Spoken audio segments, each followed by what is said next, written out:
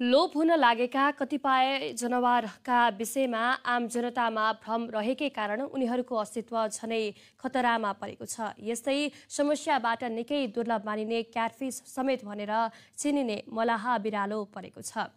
यसै विषयमा तयार पारिएका यो विशेष रिपोर्ट हेरौँ।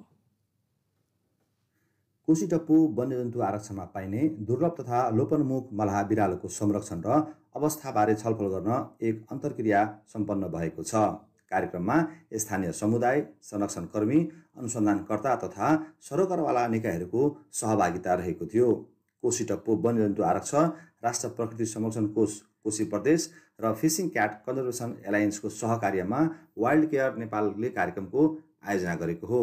क्याटफिस भनेर समेत चिनिने मलाहा बिरालोका बारेमा आम जनतामा रहेको भ्रमका कारण समेत यसको संरक्षणमा चुनौती थपिएको हो। यही भ्रमलाई चिर्न समेत यो अभियान सुरु गरिएको मलाहा बिरालो विज्ञ रमा मिश्र जानकारी दिनुभयो। जुन ठाउँमा चाहिँ अलिकति संरक्षण शिक्षाका कुराहरू भएका छन् मलाहा बिरालोलाई लिएर, त्यो ठाउँमा हेर्दाखेरि चाहिँ यदाकदा मान्छेहरूले बुझिसक्नु भएको र त्यति ठुलो क्षति गर्दैन है भनेर कन्भिन्सिङ भएको अवस्था पनि छ। र जुन ठाउँमा चाहिँ थोरै मलाहा बिरालोको बारेमा सुन्नु भएको छ, त्यहाँ छ भन्ने थाहा छ नि, उहाँहरूले चाहिँ अझै पनि धेरै खान्छ, यस्तो गर्छ, हामीलाई धेरै क्षति गर्छ भन्ने खालको चाहिँ कुरा छ। तराईको सिमसार, नदी किनार तथा दलदलीय क्षेत्रमा पाइने मलाहा बिरालो माछा समात्न दक्ष हुन्छन्।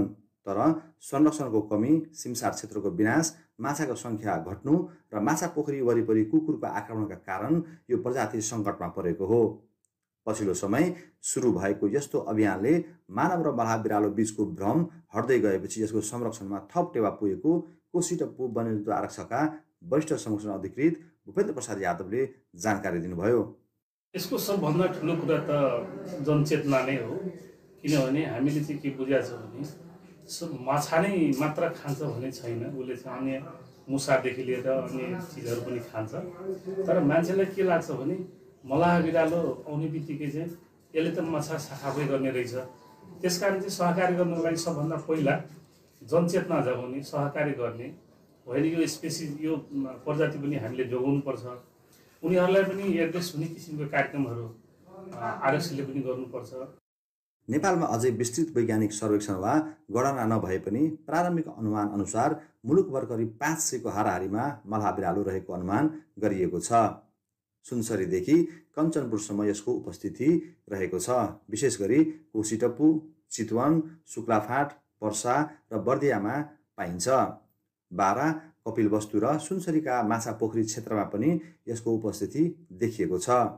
नेपालमा यसको संरक्षणमा वैज्ञानिक अनुसन्धान, जनचेतना र रणनीतिक योजना खाँचो देखिए पनि पछिल्लो समय भएको केही प्रयासहरूले मलाहा बिरालोको संरक्षणमा आशा भने पक्कै जगाएको छ।